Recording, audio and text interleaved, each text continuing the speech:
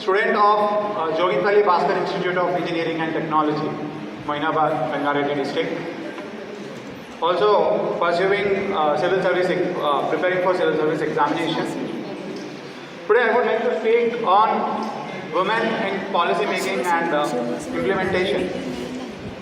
Before beginning, I would like to wish the few men sitting here a very happy International Men's Day.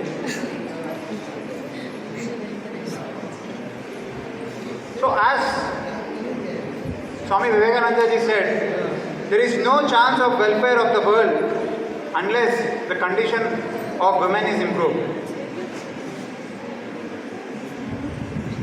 As we all know that female and male constitute the human species, where we have almost like 48 to 50% of population in our country as per 2011 census.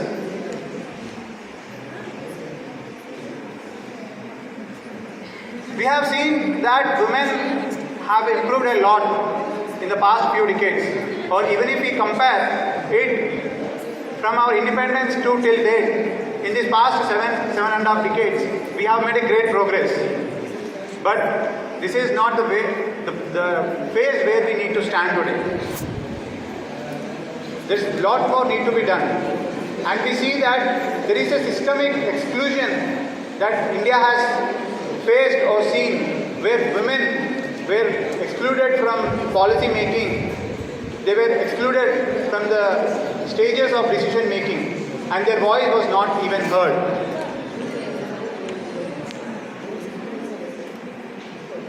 So today, if we see, when it comes to the policy making and the implementation part, both are like two eyes, both are equally important. And we have two kinds of executives, where we have political executives and we have permanent executives. And the permanent executive are nothing but the bureaucrats, the bureaucracy. But in a country like India, which is a democratic nation, I would tell that everything boils down to the lawmakers.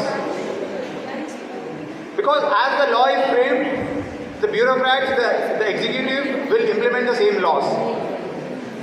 And we need strong political will for implementation of the laws that are being made. So I would really today focus on the primary part where women are lacking in the policy making. Because implementation itself is a shadow of policies. Where we have strong laws, the execution part also comes behind it. But yes, in execution also we do have some challenges, but my focus area today will be on women in the politics and the policy making. I would like to quote some numbers here, where as per Inter-Parliamentary Union, women in the Lok Sabha only constitute 14.4%. And as per the Election Commission data, the whole parliament, we have again 14%, almost like 15%. So this itself shows where we stand today. And if we speak about the state legislative assemblies, it is mere 9%. Just 9% the state level assemblies if we consider. And if we compare with the independence part to today, in the first election, women were representing 5%. And today we have hardly reached almost like 14, even we haven't reached 15%. So in the 7 decades, we have not even made a progress of more than 10%, which is a matter of question, concern and shame. But the best part is, today this is being spoken of. This issue is being raised in every conferences, in every place. Now, the question again comes like, why women need to participate more in policies and politics? Today, if we see, in every state assembly, or even in Lok Sabha or even in Rajya Sabha, we have politicians, we have lawmakers with sheer criminal background, and that too with severe, heinous charges. And assume that the person with a criminal mindset sitting in a place like assembly or parliament, to what extent will he think of the welfare of the women, where he himself indulges in the crime against women? And that's the paradox, that's the irony.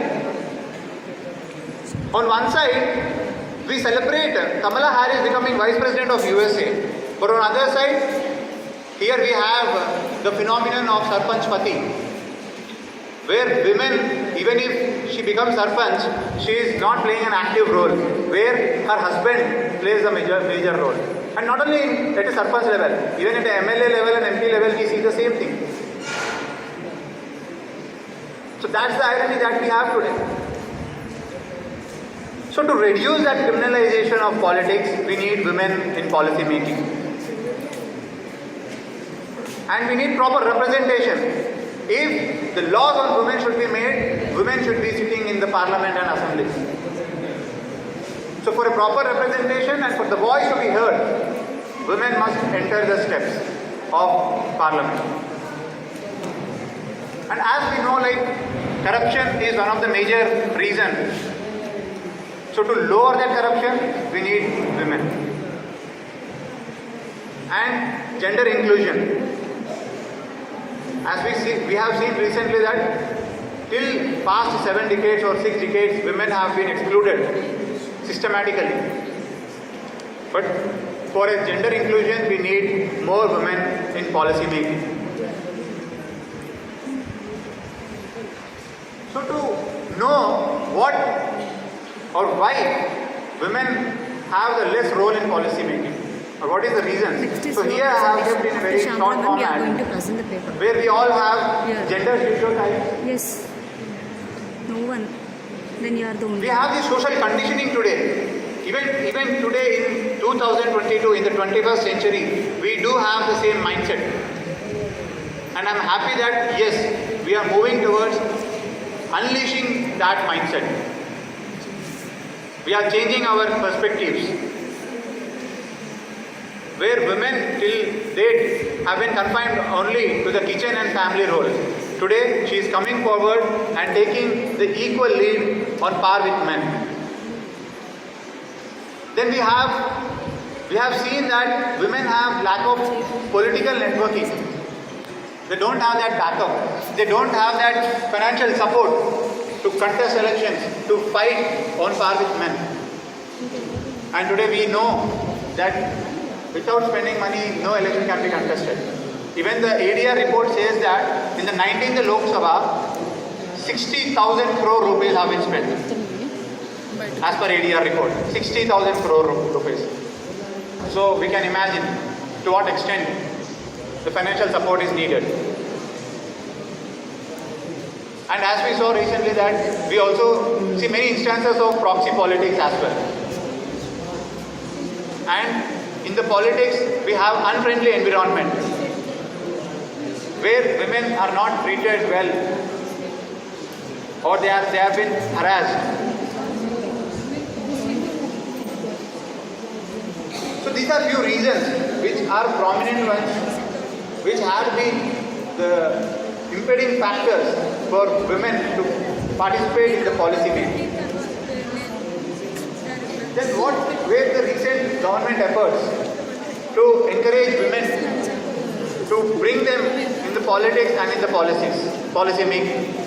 So the first one we do have the Women Reservation Bill, which was brought in 2008, but it still is a bill. It is not an act because it has been passed in Rajya Sabha, but it's still pending in Lok Sabha. And which this bill gives the 1/3 representation of women. Then we have reservation of women in panchayats, where Article 243D gives that power to women. Then the Parliamentary Committee for Empowerment of Women also was set up in 1997. So these were the few steps that government have taken And if we see recently in the 2014, where our Lok Sabha Speaker Meera Kumari, when she was a speaker, she have observed this minute thing and she made the changes. Until then, we used to call the speaker as chairman. But chairman, men, it's inclining like men. It's not a gender neutral term. So it was changed to chairperson, from chairman to chairperson. And that's where the gender neutral term has been included. And not only that, recently, yesterday, if you have been updated with the news, the draft of data protection bill also have she and her everywhere in the whole bill. And that's where the current government is making steps to make or to include women in the policies. And that's really a good move, a good step by the current government. And we also have Article 14, which speaks about equality, and Article 326, which speaks about the social justice for vulnerable sections. And we all know DPSP, Directive Principles of State Policy, which is also like a backbone for whole our constitution, which also empowers the vulnerable section and especially the women. And we have international efforts that are being taken, and that are sustainable development goals, where the goal number 5 speaks about gender equality. So, what are the solutions then? We have seen the challenges, we have seen the reasons behind that. So, it's time to discuss the solutions. So we need affirmative action from all the stakeholders, from all the sections. It's not that the government always need to take the part. It's not always that NGOs come forward. It's not always that only the women group organizations of the civil society come forward. It's always the together and the collaborative work that can only lead for equal representation and for inclusive growth of our society. Then we need the quotas in the political parties, where we don't have any till date. But a particular enough number of quota for representing women is much needed solution and it's much needed change that we need today. The deconstructing stereotypes. It's good that today we are becoming more vocal about all these stereotypes, but still a lot more needs to be done in this area. Technology. Today we all have smartphones in our hands. At a single click we have the whole information. It is just a single click. But that technology should be utilized and leveraged in a proper way, which can lead us in a right path. So to conclude, I would tell that you the women, the upcoming women of tomorrow, you are the face, you are the role model, you are the inspiration. And if given a chance to you, I can assure you that you will bring the new energy, the new perspective in the policy making, and where you can lead the nation and become a superpower today in this geopolitical world. And you only can ensure effective policy making and move it towards the delivery of all basic needs. So as I began with the quote of Swami Vivekananda, I would like to end with the same. The best thermometer to the progress of nation is its treatment to its women. So it's not that how men only treat women. What also matters is how a woman also treats another woman. So at the end I would like to quote a sloka from Upanishad, where I just want to end it with a positive note.